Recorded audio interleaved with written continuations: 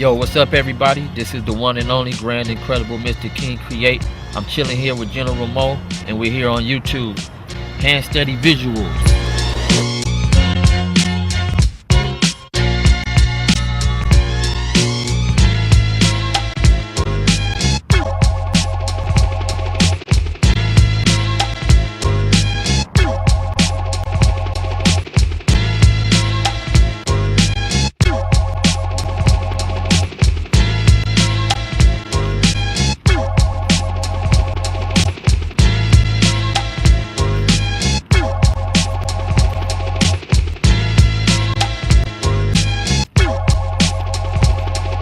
I've been around for a long time in Los Angeles graffiti art movement. I'm pretty much what you could say. I'm one of the babies of the old school, what I would consider masters and kings. Because I say I'm a baby because at that point in time, as a young kid, I was doing graffiti on paper back then, on paper in the earlier years, and most people that was becoming masters or kings back then in the early part of the LA movement was already teenagers at that point in time. I was already still in Los Angeles, like elementary schools and stuff. So me coming up in the scene, I was able to be one of the people to observe real heavy from the streets all the way to the yards, and to be able to elevate. But I say all that to say that before I even say anything is that I want people to know that I'm not a Mr. Know-It-All of graffiti. I don't think I know everything, but at the same time, if I walked on that path, I have a little bit of knowledge and wisdom about what I have experienced throughout my journey as a graffiti writer. And so basically, my opinion about today's graffiti scene in LA is that uh, we have a generation gap of lessons that wasn't passed down to the younger generation coming from them older days. And I say that we need to also give room for the new generation to be able to uh, experience and to be able to be creative in their own kind of way, but at the same time learning and understanding that LA's foundation, our rich culture of what we brought to the graph movement. A lot of people don't understand that these days is that LA had a very powerful, strong contribution to the graph scene, and we had our own particular styles in Los Angeles. Whether we was from Los Angeles in East LA, from the south side of LA to the west side, or to the Hollywood of Los Angeles, is that each part of the city, due to the fact of how they was in their surroundings, we developed our own particular look of style. And it's one of those things. And so basically, me saying that is that, now kids get on the internet, which is nothing wrong with looking at artwork on the internet, because sometime every now and then I get on the internet and I look at certain styles, just for inspiration and motivation. But at the same time, at me looking at it, I also keep in mind that my roots are where I come from, and there's room for growth within all of us as writers. But in the process of growth, you have to understand that being a graph writer or artist, you look at other people's styles for inspiration. A lot of people get on the internet these days and they see one particular style and that's all they go for. And everybody have the right to be able to do their own particular styles. You know what I'm saying? And I'm not contradicting myself in the process of explaining this situation. But at the same time, there are structures and guidelines of how we go about doing this art form in this graffiti art movement. Number one, a lot of people think that now when they go to the walls, anything goes and you can do whatever. Back when I was coming up, that wasn't like allowed to be able to do that. I mean, you had the freedom to do it, but when it came to people critiquing it, real style masters was able to look at your work and critique what you was doing, and they would let you know this is not the correct way of doing it. Now people are just letting people just do whatever and say, oh, okay, oh, it looks good, yeah, man, hey, you good. It's good to give people compliments, but at the same time, here's a word which is called constructive criticism. And within constructive criticism, you have to be able to tell a person, here's where you should perfect this.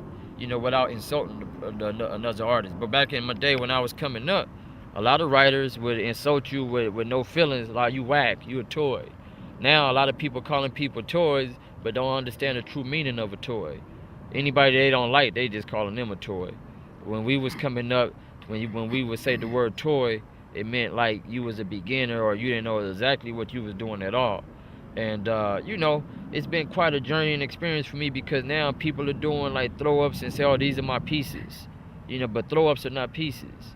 You know what I'm saying? Those are just quick bubble letters done up, one step up above your tags. As another way of getting your name out there. Then after you do your tags and your throw ups, your next level is to do your burners. You got to learn how to do your simple styles. You got to learn how to perfect your letters from A through Z. Then you go to your semi-wild style lettering. Then you do your wild styles. Then you can become creative and do organic, free-flowing styles and become a little bit more creative because you have some type of foundation to work from. And so that's one of the major key things that I like to emphasize on, is that you have to have some type of basic structure. Anything cannot just go these days in the graph movement, because then, if that was the case, when we all first started doing graph, we would have been good way back. But people would tell us, this is wrong, this is not right, or this is good, this is not good. And that's with anything. With anything you get involved with, you can't just become a chef overnight. You know what I'm saying? A real true chef is going to tell you, no, you're cooking the pasta wrong. This is how you do the pasta correctly.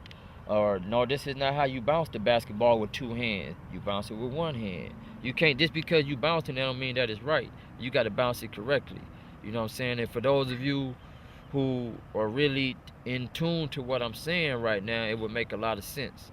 Here's one more example. A kung fu master that, like I've said before to a lot of people, if you start in karate school, just because you watch 1,000 Bruce Lee movies, that don't mean you understand the application of how to apply the techniques and the move to martial arts.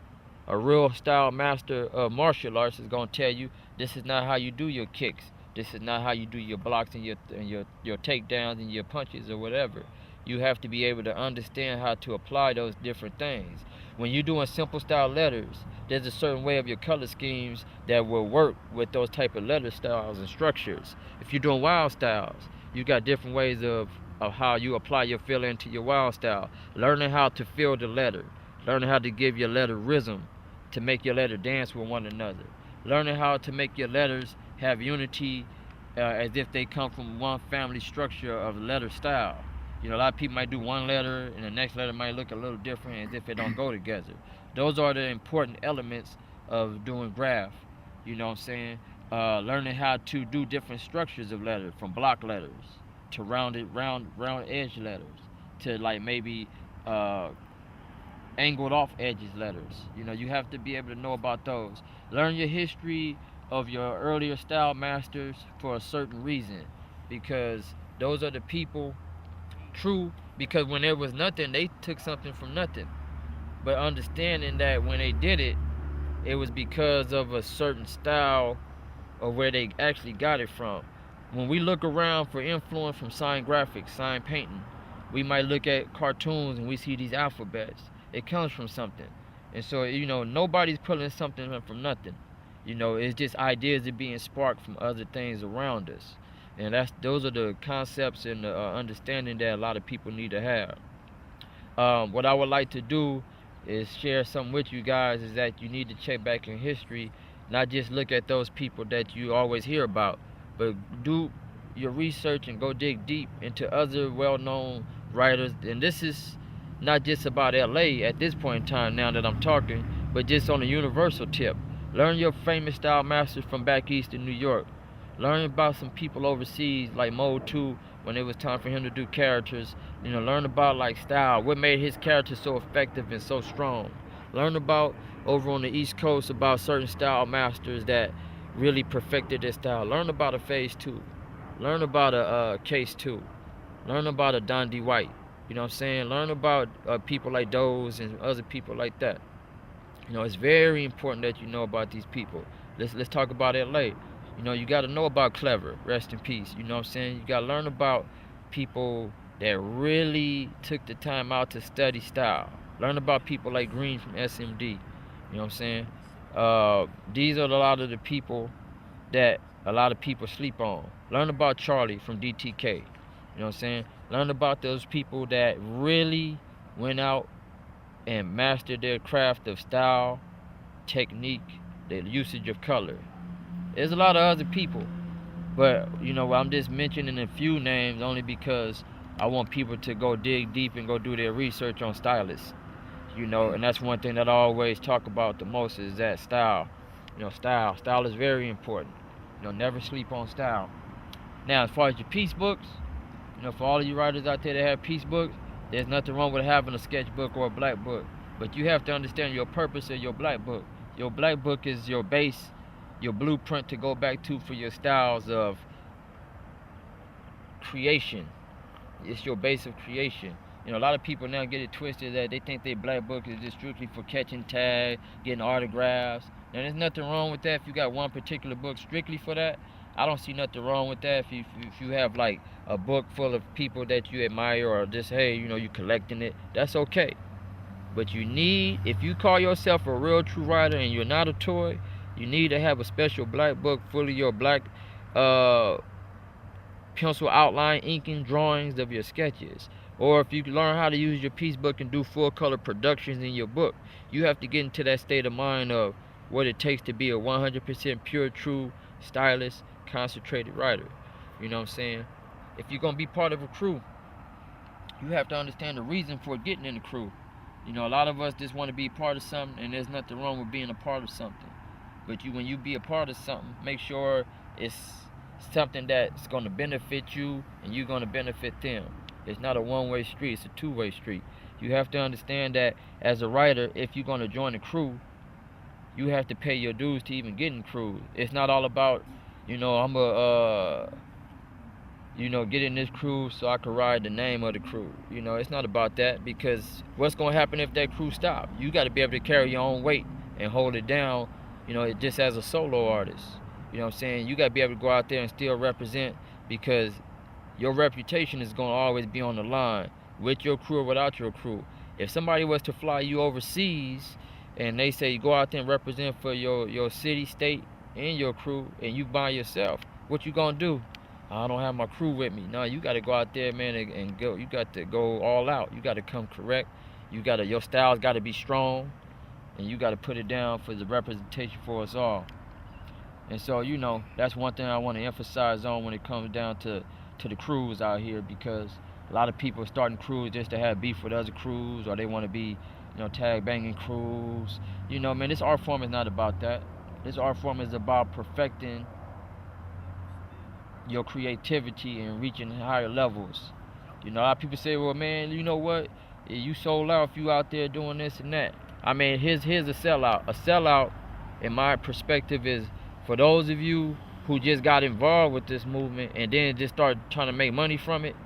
You sold out automatically because you ain't paid your dues to be even trying to mess with nothing like that, as far as being able to make money from this culture. Now, if you're an artist and you getting involved, then just be your artist and do your thing. But to be a real true writer and making money from this, you have to earn your stripes, like you in the military, to be able to do this. You know what I'm saying? This ain't no little elementary type thing to get involved with. This is for, the real true people who respect this culture and appreciate this movement.